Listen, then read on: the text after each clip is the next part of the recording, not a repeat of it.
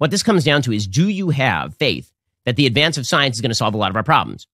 Now, what is amazing is that all the people who say that they love science so much, they don't seem to have a lot of faith in science. What do you mean by that? They don't seem to have a lot of faith in innovation. That is the actual thing that science does, right? It's not just that science can measure the changing temperature over time. Climate models are very often wrong because this is really complicated stuff. It's not just people falsifying data or being willful. Okay. This is difficult stuff. But what science is really good at is inventing new, amazing things. Why would you count on human beings suddenly exercising self-control as a species, as opposed to innovating in new and in amazing ways? Yes, exactly. That's the thing you should actually be betting on. The left doesn't want to bet on that. Instead, what the left would like to do is generate policy in the here and now that makes people suffer to no apparent end. Because, by the way, all the measures that they are taking right now, Kyoto Protocol, Paris agreements, that ain't going to do diddly squat in the long run when it comes to whatever carbon emissions are being put up into the atmosphere and what is going to stay there. Now, that's not going to stop our idiot elites like Prince Harry from talking about things like climate change. So Prince Harry, for some reason, is now speaking at the UN. I don't know why. He's the son who wasn't good enough to stay in the family. He's the one who married Meghan Markle and then proceeded to alienate himself from the entire royal family and then come to the United States. And I was under the impression we fought a revolution so we didn't have to listen to dolts like Prince Harry. I thought that was the whole point. We didn't want a royal family over here because then you have moron inbred royals explaining to us exactly how the world ought to work while being bossed around by their significantly more vocal spouses. Damn! I don't think anybody was particularly interested in this, but the Duke of Sussex decided that he was going to appear at the United Nations. I will say that it was pretty hilarious that no one showed up for the speech. If you actually watch the speech, there's no one in the audience. Even the UN, which like you're being paid to listen to crap speeches. What? Bro, what are you talking about, man? Even they were like, no, I can't do it, man. I'm going to go get myself a parking ticket I'm never going to pay. Apparently, at this event, he talked a lot about climate change. He highlighted the havoc of it. And he said, how many of us feel battered, helpless in the face of a seemingly endless stream of disasters and devastation?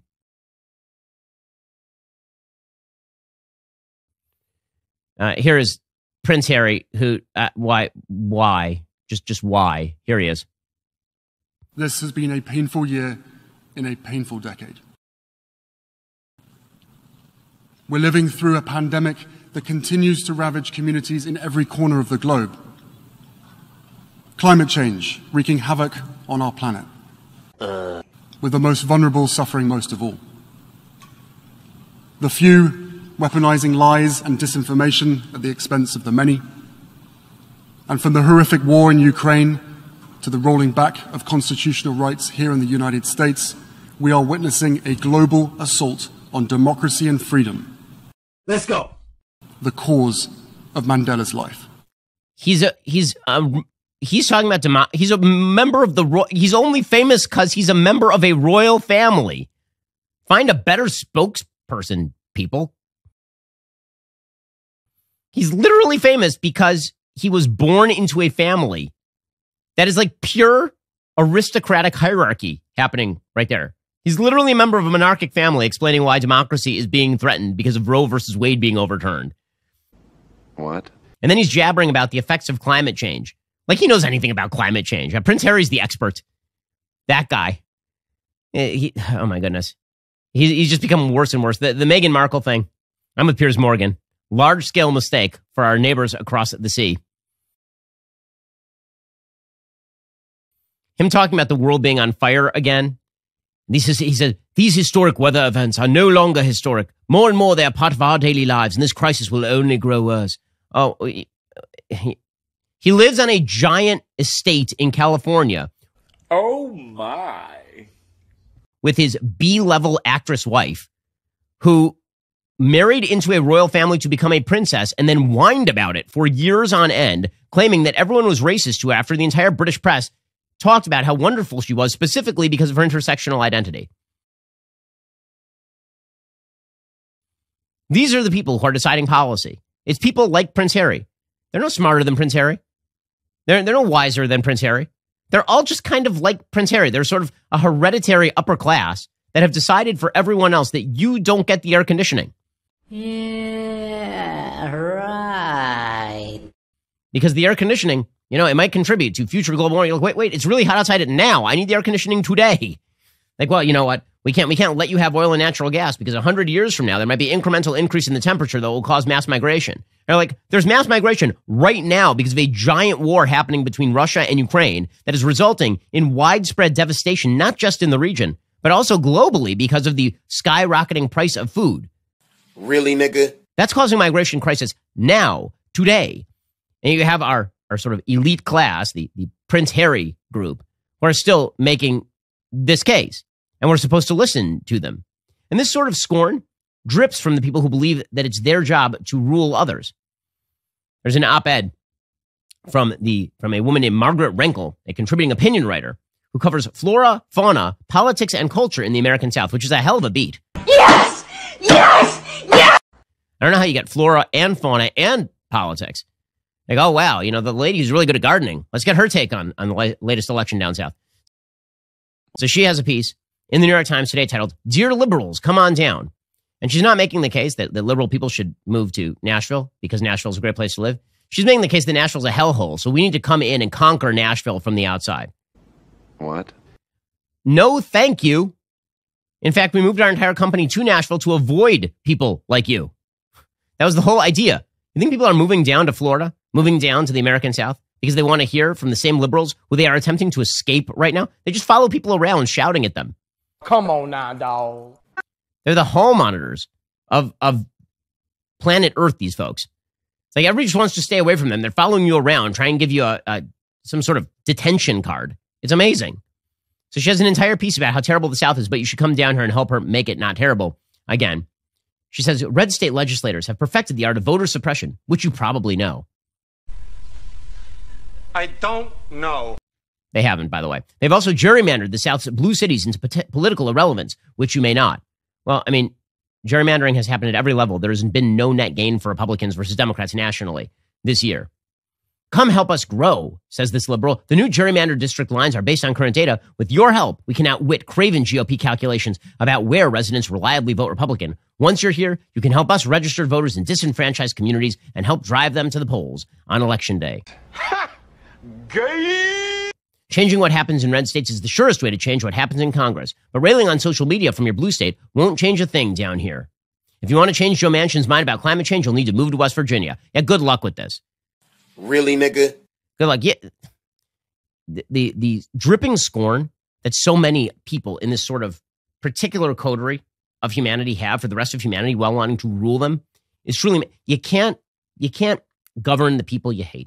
You can't govern people you think are idiots. You can't govern people who you treat with utter disdain. Fact. And say to them, we're going to make your life actively worse today in pursuit of some glorious utopia in the future. You can't do that. And then when you fail, claim that people are somehow, it's their fault that you failed. Is he all right upstairs? I know what you're thinking. It's time to binge some more Ben Shapiro videos. Well, you are right. You should. But first, like and subscribe. Perfect. I'll see you in the next video. We do win back our red wall seats, we're going to lose the next general election. Okay, I'm listening. You have my attention.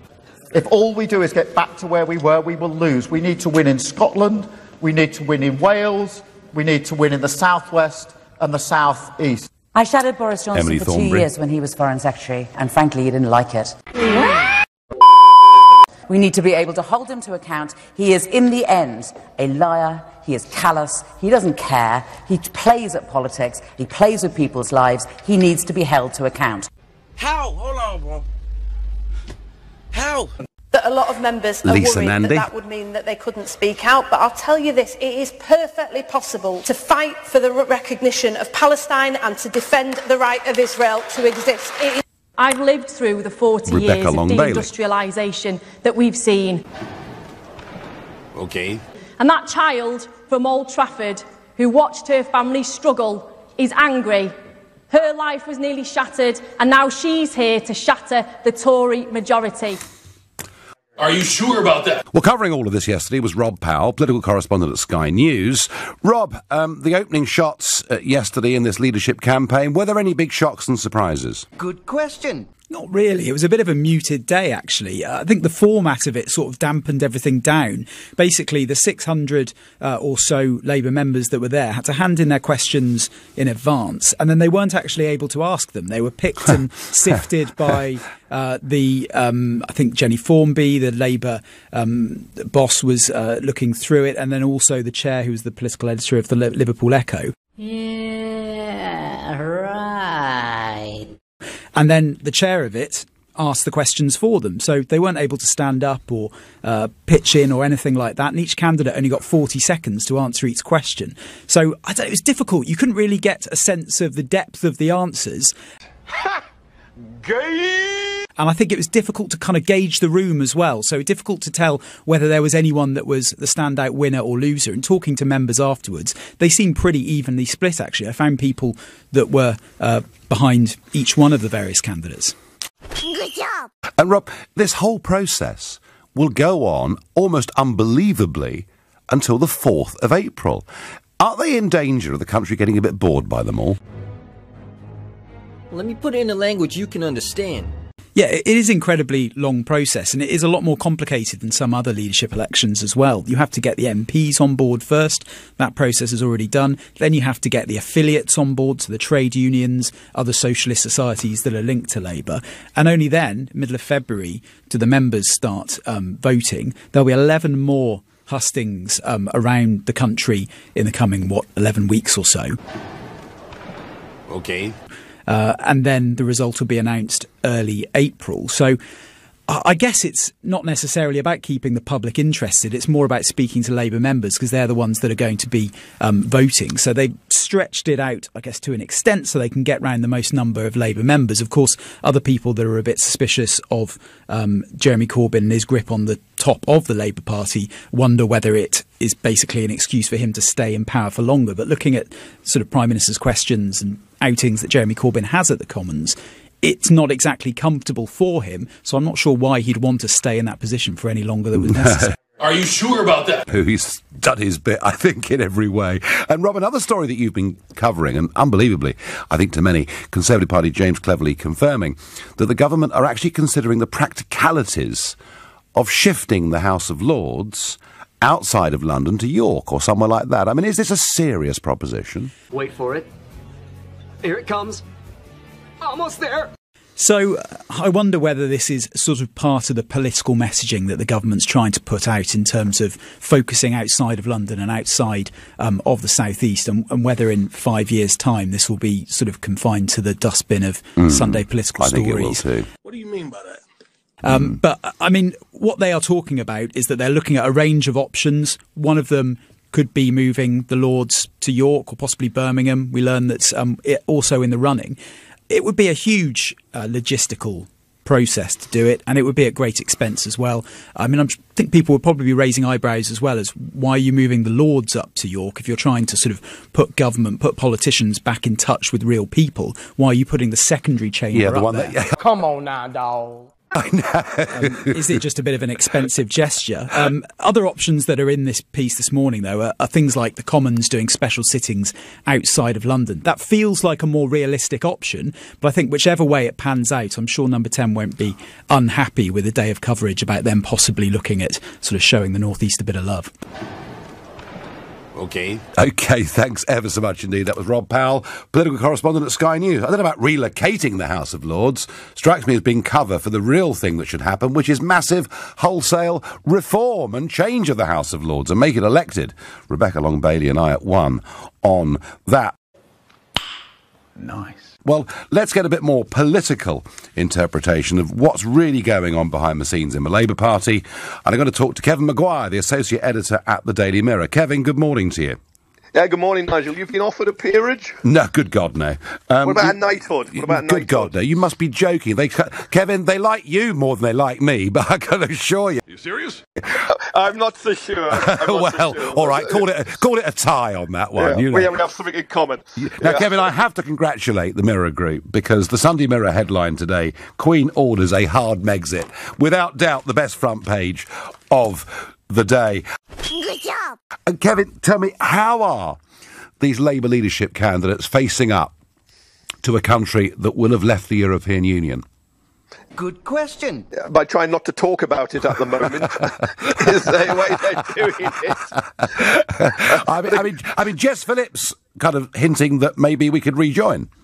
Yeah, then she backtracked. In fact, her first major media appearance, a TV interview, ended up in a clarification where she spoke about in 2024, 25, at the next general election, possibly proposing another referendum. Now, Keir Starmer, who was the shadow Brexit secretary, pushed very hard for Labour to propose a referendum, although he didn't want the Corbyn position of not saying how Labour would go in that referendum. He wanted it to be recommend and remain. He's backed off and just accepts that. Shut up, bro. Britain will be out and to kind of leave it. There'll have to be a formal word in the manifesto, and it might be closer cooperation, be warmer, but I can't see the next Labour manifesto fighting the last election with a referendum proposal. But no, they're keeping their heads down. They'll wait for the 31st to be out of the way. Then they'll get stuck into the trade negotiations with the European Union, which are just going to be tricky. Of course, there'll be talks with Trump down the line. That's where they will focus.